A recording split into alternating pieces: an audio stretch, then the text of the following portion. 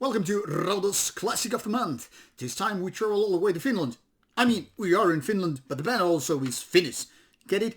Okay, poor wordplay, let's move on. This time it's time to talk about Satanic Warmaster and the debut album Strength and Honor.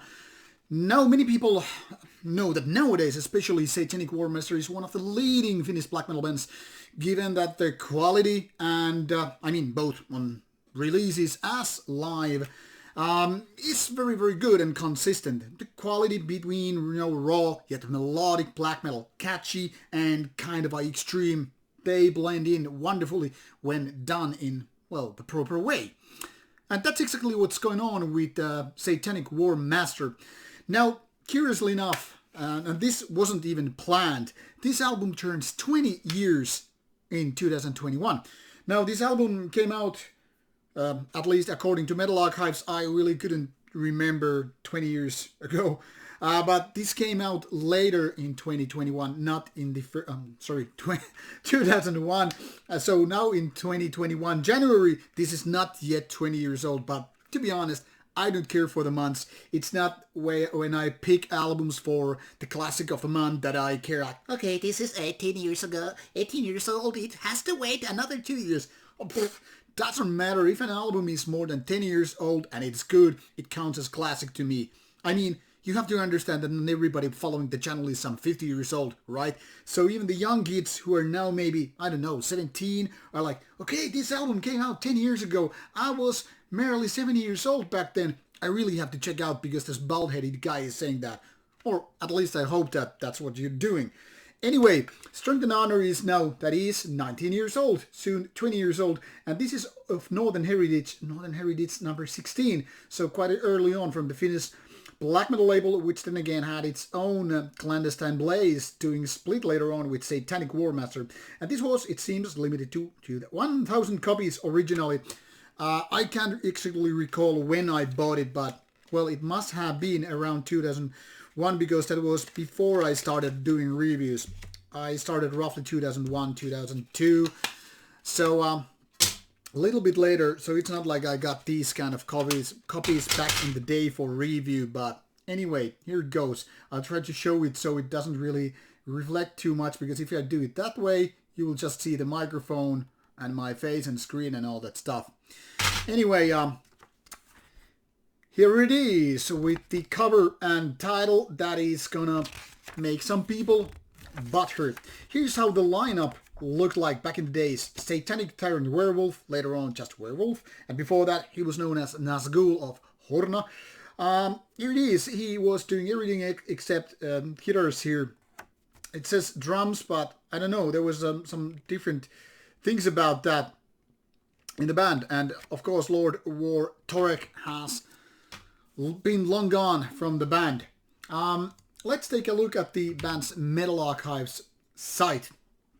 As you can see, Satanic Warmaster started in 1998, along with Horna, of where, Nazgul basically got his biggest boost from. Obviously, he has a lot of other bands. If you take a look at this list, this is just the current lineup, and past bands by Werewolf has a lot more. I mean, this list is just vast. He has heavy metal bands such as Armor. He has black metal bands as obviously Blasphemous Evil and Horna and etc.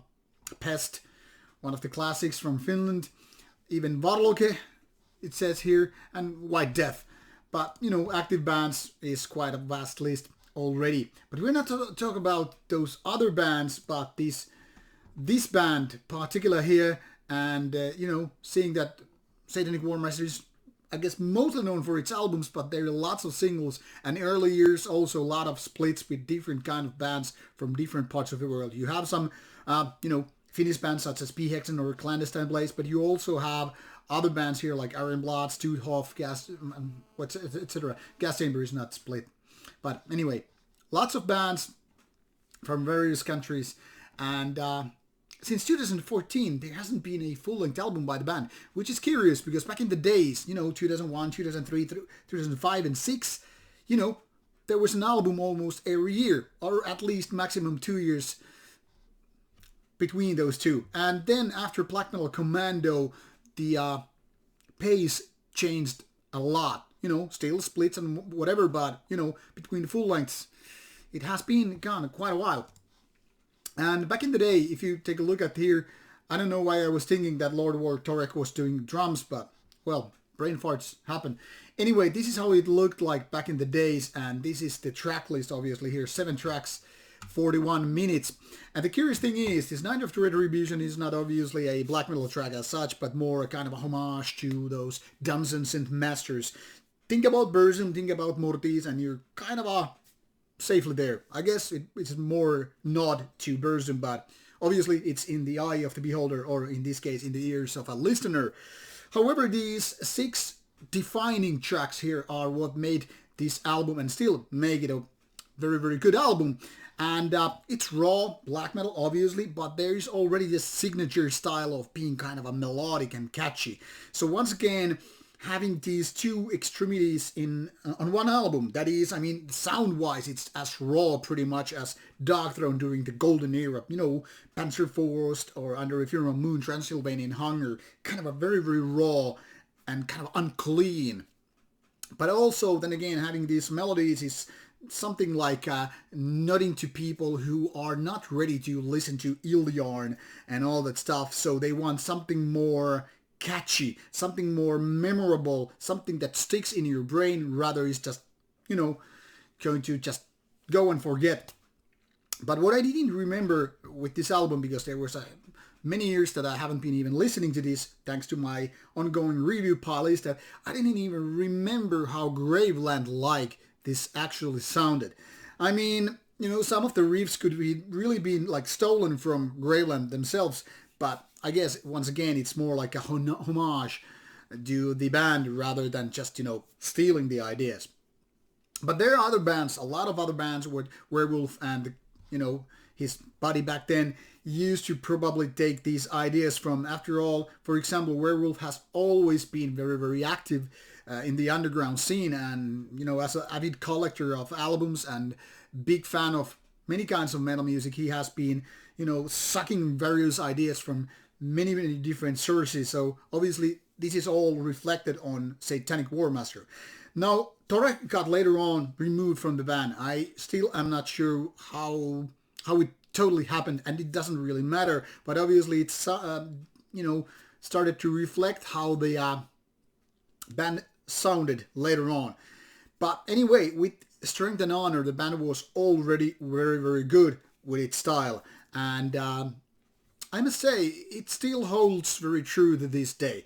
The only complaint, and this is just a minor one, is about the sound. It's more like the mixing and recording problem, more like anything else, because you will hear some of the sound parts getting like cut off, like as if the whole spectrum of sound couldn't be fit on tracks. It feels like these drum sounds especially are a little bit like faulty. But I don't know, it really doesn't matter because the sound is raw. And what really shines here through the album is, in my opinion, Werewolf's very, very raw black metal raspy vocals, something that I really love to this day. So, in my opinion, this album has totally deserved its classic status. Almost 20 years already out, and was the defining album for the whole band later on even.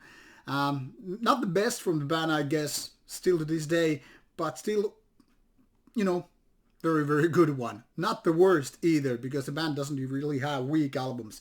In case you missed back in the days and you don't know why, Satanic Warmaster is so well liked and worshipped by some, well, this is one of those good albums you should check out, and then you would probably understand what it makes so wonderful.